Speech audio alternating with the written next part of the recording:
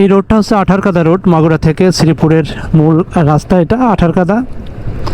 আঠারকাদা এক সময় খুব ভয়াবহ দুর্দর্শ রাস্তা হিসেবে আমরা জানতাম ছোটোবেলায়, কারণ এই রাস্তাটা তখন কাদা ছিল, প্রচণ্ড কাদা ছিল, বৃষ্টির দিনে কাদামাটি হয়ে থাকতো, রাস্তাটা ভাঙা ছিল, ইটের রাস্তা ছিল। ইটের রাস্তাটা সেই আরও প্রায় অনেক 15-20 বছর আগে কেমন ছিল একটু ভাবেন, যে ইটগুলো উঠে গেছে এর উপর দিয়ে রাস্তা।